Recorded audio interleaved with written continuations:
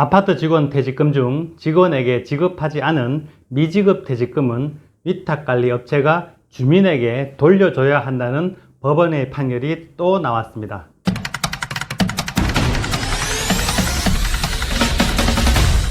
안녕하십니까. 친절한 생활연구소 김도영 소장 김소장입니다. 오늘 주제는 아파트 관리업체에서는 불로소득이겠지만 소비자인 입주민에게는 나도 모르게 빠져나가고 있는 직원의 미지급 퇴직금에 대해서 이야기해 보려고 합니다. 대부분의 입주민은 이 내용을 잘 모르고 누구도 신경 쓰지 않지만 수천만 원에 달하는 미지급 퇴직금을 돌려받을 수 있다는 판례가 심심치 않게 나오고 있습니다. 이 얘기는 업계의 비밀스러운 이야기니까 많은 아파트 입주민들과 공유해서 관리비 절약하시기 바랍니다. 그 전에 여러분이 보고 계신 친절한 생활연구소 채널 구독과 좋아요 눌러주시는데 절대 돈 들지 않습니다. 하지만 영상 제작하는 저에게는 큰 힘이 됩니다. 혹시 방송 보시다가 생각나는 의문점이 있다면 댓글로 남겨주시면 정성껏 답글 드리도록 하겠습니다.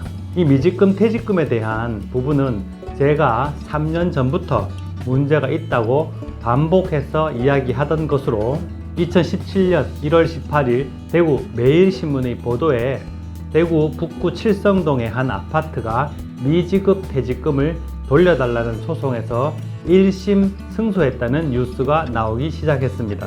이후 이 아파트는 2018년 2월 28일 대법원까지 가는 소송전 끝에 주민이 승소하여 미지급된 퇴직금 전액과 소송 기간 동안의 법정 이자까지 모두 돌려받은 판례가 있었습니다. 이후 동구의 3,000세대가 넘는 큰 아파트에서도 소송을 통해서 미지급 퇴직금 3,500만 원과 이자 540여만 원 합쳐서 총 4천여만 원 가량을 받았다는 기분 좋은 공고가 아파트 게시판에 붙기도 했습니다. 잇따라 경주 용강동의 1,500세대 아파트에서도 미지급 퇴직금 중 2,400만 원 가량을 관리업체와의 협의를 통해서 돌려받아서 각 가정에 납부했던 금액만큼 각각 돌려준 아름다운 이야기도 있습니다. 이 외에도 대구 달서구 월성동에 위치한 1,000세대 가까운 아파트에서 3천만 원을 관리회사와의 협의를 통해서 돌려받았고요. 달성군 다사읍에 위치한 1,500세대 아파트에서는 무려 4,300만 원에 이르는 소송을 하고 현재 1심 이겨놓은 상태고 위탁관리업체의 재산을 압류해둔 상태입니다. 지금 2심 진행 중이고 10월 바로 다음 달에 선고 공판이 예정되어 있습니다. 여기까지 이야기는 제가 2019년 6월 17일 MBC FM 모닝쇼에 슬기로운 우리집 생활이라는 그 코너에서 이야기했던 부분이고요. 오늘은 추가로 이번 달인 9월 초에 보도를 통해서 알려진 부산지방법원의 판결을 중심으로 설명을 드리겠습니다. 먼저 미지급 퇴직금이 뭔지 간략히 설명을 드리겠습니다. 우리가 매월 납부하는 관리비 고지서상에 인건비라는 항목을 자세히 보면 보통 급여, 제수당, 4대 보험료, 식대, 그리고 퇴직금이라는 항목이 구분되어 있습니다. 이 항목들을 모두 합쳐서 보통 인건비라고 표시를 합니다. 이는 아파트뿐만 아니라 일반 회사에서도 마찬가지 개념을 사용하고 있습니다. 그럼 미지급 퇴직금이 뭐냐? 퇴직금은 노동법에 따라서 1년 이상 근무한 직원에게 퇴사를 하면 통상적으로 한 달치 급여를 주는 것을 퇴직금이라고 합니다. 예를 들어서 2년 근무하고 퇴사했다면 2개월치 급여를 주는 거죠. 그런데 법에 따라서 1년 이상 근무한 직원에게는 반드시 줘야 하는 이 퇴직금은 1년 미만, 그러니까 9개월 근무하고 퇴사하거나 11개월 29일 근무하고 퇴사해도 그 사람에게는 지급 의무가 없습니다. 안 줘도 불법이 아니라는 것입니다. 그래서 아주 악덕업자들을 보면 1년을 계약하면서 공휴일인 1월 1일을 빼고 1월 2일부터 12월 31일까지 계약을 합니다. 그럼 근로자 입장에서는 1년간 일을 잘 했는데도 12월 말 퇴사를 하고 나면 퇴직금을 주지 않는 거죠. 법적으로는 문제가 없습니다.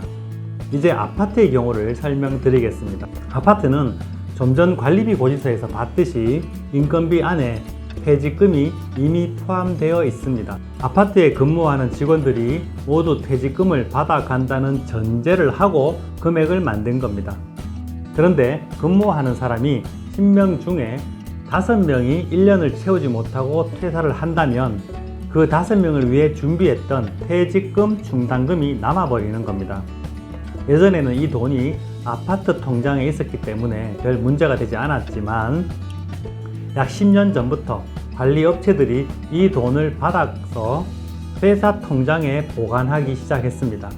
이때부터 이렇게 남는 돈이 관리회사의 불로소득이 되어버리는 구조가 시작된 거죠.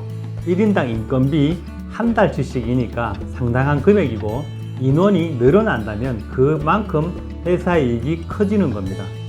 따라서 1년 미만 퇴직하는 사람이 많으면 많을수록 위탁관리회사의 부당이득이 점점 더 커지는 구조입니다.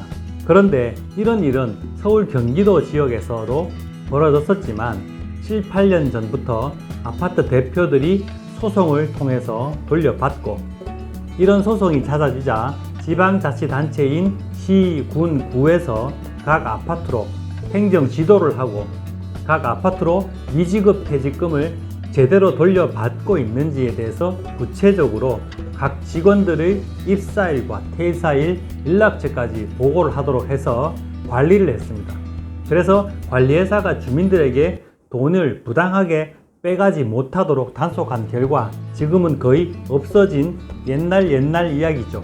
하지만 대구 경북의 경우는 일단 입주민들이 이런 내용을 잘 알지 못하고 일부 아파트에서 겨우 소송을 통해 돌려받았다 하더라도 구청과 시청이 적극적으로 이러한 사실을 행정지도하지 않고 있으니 위탁관리회사에서는 돈 되는 이런 짓을 안 할 이유가 없겠지요. 구청과 시청은 이 일의 심각성을 전혀 모르고 있는 것 같습니다. 그런 가운데 2018년 3월 9일 매일신문에 아파트 퇴직 충당금 줄소송 이어지나 라는 제목의 기사가 났고 이 내용을 보면 대법원에서 미지급한 퇴직금은 입주민에게 돌려줘야 한다는 판결한 내용입니다. 이런 대법원 판단이 나오자 대구 업계는 잠깐 긴장은 했었습니다. 하지만 생각보다 파급이 크지 않았습니다.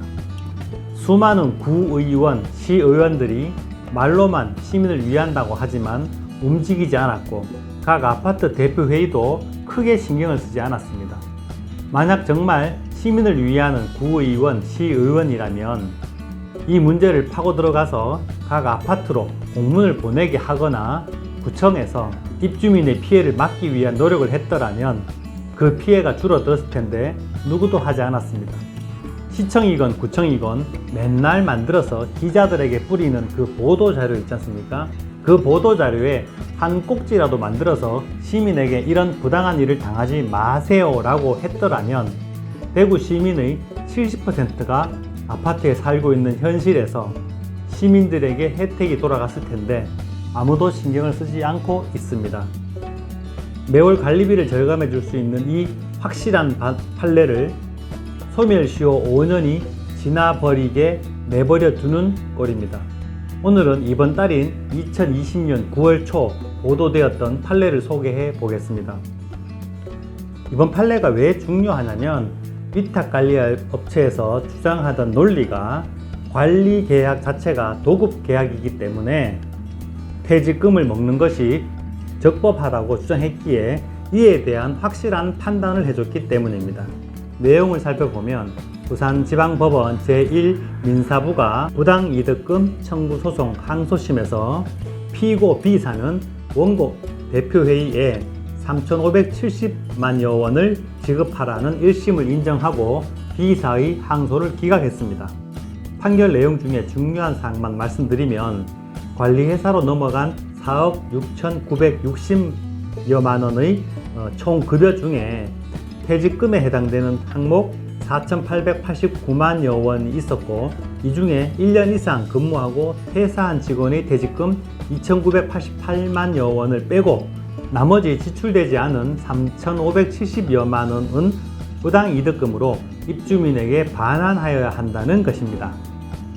이런 소송이 벌어지면 항상 위탁관리 회사들이 주장하는 논리가 있습니다. 이 계약은 도급계약이고 퇴직급여 충당금은 도급비 산정을 위한 항목 중의 하나이기 때문에 대표회의의 주장처럼 부당이득금이 아니다. 따라서 돌려줄 필요가 없다는 것입니다. 그러나 재판부는 공동주택관리법은 주택관리업자의 지위를 규정하는 것 이외에 민법 중에 위임에 관한 규정을 준용한다고 규정하고 있어서 기본적으로 위탁관리계약은 위임계약을 전제하고 있다고 설명하면서 수임인이 선급비용이 남았을 때 특별한 약정이 없는 한 위임인에게 반환하여야 한다고 판결했습니다. 비주택관리회사는 이 같은 1심 판결에 불복하고 항소했지만 2심 재판부도 도급계약은 당사자 일방이 어떤 일을 완성하는 것을 약정하고 상대방이 이 일의 결과에 대해서 보수를 지급하는 계약인데 관리계약이라는 것 어디에도 어떤 일의 완성이라는 것을 정한 바가 없고 위탁관리 업무의 내용이나 계약 기간만이 정해져 있다. 또 위탁관리 업무의 내용 역시 완성과 불완성이라고 평가하기에는 어려운 점이 있다. 또 위탁관리 수수료를 정액을 매월 지급했다는 점 등을 볼 때 도급과는 다른 의미라는 분명한 해석을 했습니다. 아파트 위탁 계약이 민법상 위임 계약이라는 것을 확실히 못을 박았습니다. 이 2심 판결은 B사가 대법원에 상고하지 않아서 올해 8월 15일 확정되었습니다. 이 판결 내용을 정리하면 아파트 입주민은 위탁관리회사에 급여 형태로 지급했던 퇴직충당금 중에 지급하지 않고 남은 미지급 퇴직금을 돌려받아라 라는 판결입니다. 위의 판결대로라면 대구 경북의 수백 군데의 아파트가 이에 해당됩니다. 매일신문 기사의 제목처럼 소송이 이어져야 하는데 그렇게 될지 안 될지는 저도 아직 모르겠습니다. 요즘 아파트 입찰 공고문을 보면 아주 가끔 퇴직금 및 4대 보험료는 실비정산하고 남은 돈은 정산한다 라는 적혀 있거나 퇴직금과 4대 보험료는 아파트 통장에 적립한 후 지급 사유가 발생할 때 지급하겠다 라는 공고를 볼 수 있습니다. 입주민의 입장에서는 연간 수천만 원을 아낄 수 있는 아주 좋은 조건이고 법적으로도 당연한 일인데 많은 입주자 대표회의가 이 내용을 모르고 있고 일반 입주민들 또한 아파트 관리에 대한 무관심으로 이를 방치하고 있어서 관리비가 새고 있는 겁니다. 이런 이야기가 대구 매일신문, 영남일보 등을 통해서 수차례 보도되었지만 일부 아파트 입주자 분들이 관심을 가졌다가 잊어버렸고 또 일부 동대표들이 의문을 가졌지만 무슨 이유에선지 청구소송 또는 협상이 많지 않았습니다. 그 이유 중에 한 가지를 생각해 보면 일부 입주민이나 동대표가 이 내용을 관심을 갖고 자료를 찾으려고 해도 지난 5년간 관리소 직원의 입퇴사 자료를 퇴직금 지급 여부를 혼자서 조사하기는 쉽지 않았을 겁니다. 그리고 관리소에 문의하면 대부분 개인정보라느니 자료가 본사에 있어서 지금 보여줄 수 없다는 등의 자료 제출을 거절하고 자료를 달라는 사람만 이상한 사람으로 만들어 버리는 경우가 많았을 겁니다. 하지만 공동주택관리법 제27조 2항을 보면 관리 주체는 즉 아파트 관리사무소는 입주자 등이 장부나 증빙서류 그 밖에 정보의 열람을 요구하거나 자기 비용으로 복사를 요구할 때는 이에 응해야 한다. 단 개인정보보호법상 개인의 사생활 비밀 또는 자유를 침해할 우려가 있는 정보는 제외한다 라고 되어 있습니다. 언제든지 보여주라는 거죠. 이러한 열람이나 복사의 요구에 응하지 아니하거나 거짓으로 응한 자는 102조 과태료 규정에 따라서 500만원 이하의 과태료 처분을 받게 되는 강제조항입니다. 입주민이 요구하면 즉시 열람하게 하거나 개인 정보를 가리고 보여주라는 거죠. 복사를 신청하면 일주일 이내에 복사를 해줘야 됩니다. 이것은 입주민의 권리인데 여러 가지 이유로 시간을 끌면서 보여주지 않는다면 각 구청 건축가로 전화해서 도움을 받으시면 될 듯 합니다.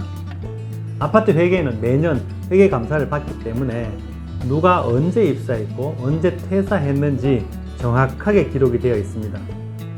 많은 아파트들이 퇴직금 지급 내역서라고 하는 정리된 문서를 이미 갖고 있습니다. 아파트 사는 입주민이라면 이 정보를 공유하셔서 작던 크던 관리비 절약하시고 한 푼이라도 잘못된 지급은 있어서는 안 될 것 같습니다. 진정으로 시민을 위한다는 지방자치 의원들도 좀 더 알아보고 시민들이 소송까지 하지 않아도 되도록 부당 이득금을 돌려받을 수 있도록 합의의 자리를 마련해 주시는 것도 그분들의 역할이라고 생각됩니다.